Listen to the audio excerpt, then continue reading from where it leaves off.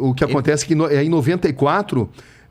em 93, aliás, em 94 morre o Senna, em 95 o SBT... Você estava onde na morte do Senna? Você estava no... Em Imola. Você estava lá? Tava. Eu anunciei a morte dele, né?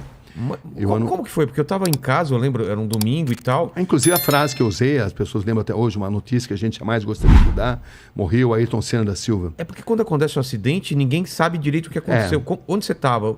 Para você chega como a notícia? Olha, alguém está em campo? Aquele fim de semana, foi um fim de semana...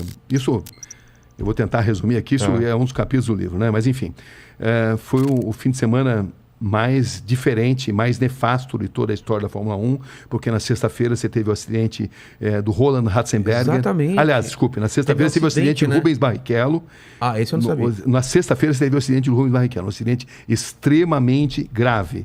O Rubinho quase morreu, o Senna foi um dos primeiros a chegar no local do acidente, socorreu, ajudou a socorrer, foi no hospital visitar o Rubinho. No sábado morreu Roland Ratzenberger. Exatamente. Entendeu? E o próprio Senna me contou que ele não tinha morrido na pista.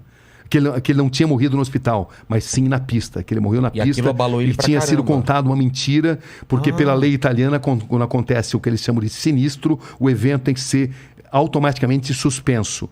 Então a corrida que vitimou Ayrton Senna não poderia ter sido realizada, porque o evento deveria ter sido suspenso. Se seguisse a lei... O Senna me contou isso. Se seguisse a lei, ele não teria morrido. O Senna me contou, olha, Sabrina, eu vou te contar, você não pode falar, eu respeitei isso. O Ratzenberger morreu na pista, não morreu no hospital, mas está sendo divulgado que morreu no hospital para possibilitar a realização do evento. O Senna não queria correr, estava muito abalado, porque ele se sentia sob pressão, pela falta de segurança dos carros da Fórmula 1 naquela época, pelo fato de ele ter lutado muito para ir para o Williams, e quando ele chega na Williams ele encontra um carro totalmente desequilibrado, e era difícil explicar para o público que o carro que no ano anterior tinha suspensão ativa e que nadava de braçada em relação aos concorrentes, era um carro pior que o do Schumacher, cuja Benetton estava burlando o regulamento. Estava burlando, usava artifícios tecnológicos não permitidos pelo regulamento. E era difícil para ele poder explicar tudo isso. Então ele estava profundamente assim abalado, foi obrigado a fazer mudanças no carro, improvisadas, porque ele não se sentia bem no cockpit, ele não estava confortável, por uma reunião de fatores, e o fato é que o Senna quase desistiu de correr naquele fim de semana por todos esses elementos, né? Então, ele chega a falar com outros pilotos, faz alguma reunião? Chega a falar, eles chegam a se reunir, mas aí, por uma questão contratual, decidem correr.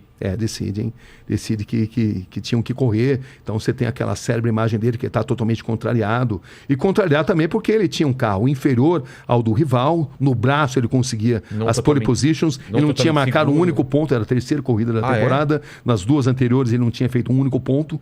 Que tinha sido no Brasil, em Aida, no Japão. Ele tinha sido pole position, mas tinha quebrado. Entendeu? Tinha tido um acidente e tinha parado, né? Não tinha marcado o ponto. E ele estava se sentindo sob pressão.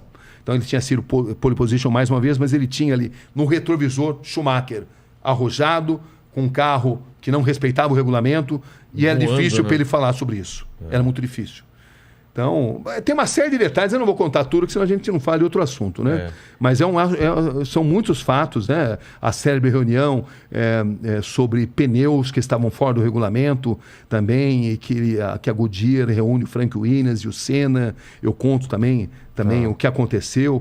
O fato é que a cabeça do Senna estava muito abalada, porque uma gambiarra tinha sido feita no carro, porque o carro era inferior e porque essa sucessão de acidentes tinham mexido com o emocional dele, né? O acidente gravíssimo do Rubinho, que por um triz não morreu na sexta, o acidente fatal do Roland Ratzenberger, enfim, era um piloto muito diferente daquele que a gente estava acostumado a ver e sob imensa pressão de vencer. Total. Porque patrocinadores pressionavam, a torcida pressionava, o mundo pressionava, porque ele era o melhor piloto. E ele não sabia como explicar, como falar para a opinião pública a situação que ele estava vivendo. Como é que ele vai explicar com um carro que no ano passado não dava nem graça, né?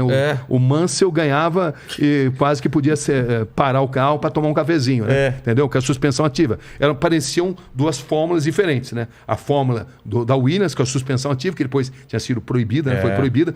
Quando foi proibido, o regulamento mudou. Mas aí a Benetton arrumou um jeito de burlar o regulamento. E ela estava burlando o regulamento, usando várias armas não permitidas pelo regulamento. regulamento. Mas era difícil para denunciar isso daí, porque existe ali todo assim, um corporativismo dentro da Fórmula 1. Claro. E esse corporativismo fazia com que o Senna hesitasse em denunciar, mas ele, nas entrevistas que ele me dava, ele mostrava todo o seu descontentamento. Eu lembro de uma entrevista célebre que eu fiz com ele em Aida, na corrida anterior, onde ele mostrava todo o contentamento. O carro está ruim, desequilibrado, instável, nervoso. Ele usou essa expressão. Foi a primeira vez que ele falou isso daí, numa corrida ali, lá no Japão, que foi a corrida anterior.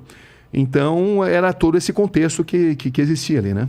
E quando acontece o acidente, parece que não tem imagens do acidente mesmo. Então, esse é um outro... Eu fui o primeiro cara a praticamente desvendar essa imagem, que a Foca dizia que não tinha essas imagens, mas aí eu consegui uma série de depoimentos de pessoas que diziam que tinham visto. Eu peguei o Bernie Ecclestone, que era o presidente da Foca, o todo-poderoso da Foca, e eu o confrontei com esses depoimentos. Olha, existe essa imagem. Falei, tá certo, é verdade. Eu vou te mandar. Ele mandou essa imagem. Mandou? Só que a imagem, 1 segundo antes do choque no muro, ela desaparece.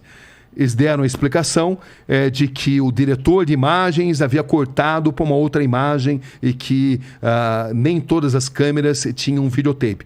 Muita gente não acredita nisso, o establishment estranho, né? Não acredita, da mesma forma que muitos pilotos afirmam textualmente que o Senna morreu na pista. O Nicola Larini, por exemplo, agora quando fez 20 anos da morte, me deu uma entrevista histórica muito importante também, onde ele afirma textualmente que por tudo que ele sabe, o Senna morreu na pista e que isso não pôde ter sido divulgado exatamente por as razões que eu mencionei aí, né? E que a corrida teria que ter sido paralisada e também havia um protecionismo ali para o Williams. A Williams não teve culpa da morte do Senna. O Senna sabia dos riscos que ele corria, mas digamos que haveria um risco maior se esses fatos aparecessem, né? Então, o establishment da Fórmula 1 se protege, um protege a do outro para evitar que determinados fatos apareçam. E eu, nessa fase, eu trabalhei muito nas investigações. Essa imagem eu fui o primeiro a mostrar, como fui o primeiro a mostrar a imagem do capacete do Senna, que ninguém mostrava também.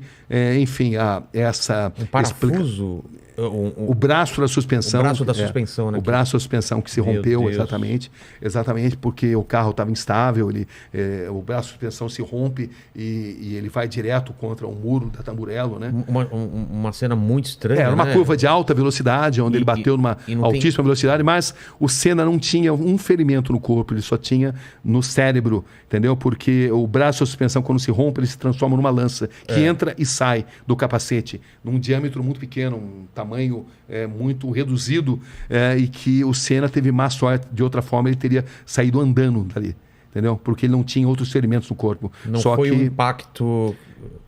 O que se acredita é que o fato do braço da suspensão ter se rompido, ele se transformou numa lança que entra e sai do capacete, num pequeno orifício muito pequeno, eu vi ali. E essa imagem do capacete, que também não era revelada, que eu fiquei, como eu te falei, muito tempo ali investigando isso, mostrando isso.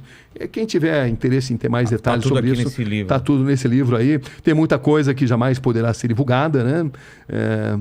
Como também tem a história do cara que filmou lá o corpo do Ayrton Senna no Instituto Médico Legal e tentou vender e foi repudiado. Claro. Você não pode mostrar uma imagem dessa. O que vai se ganhar com isso? Nada. Não. Então, né? Mas enfim, mas tem todo tipo de história.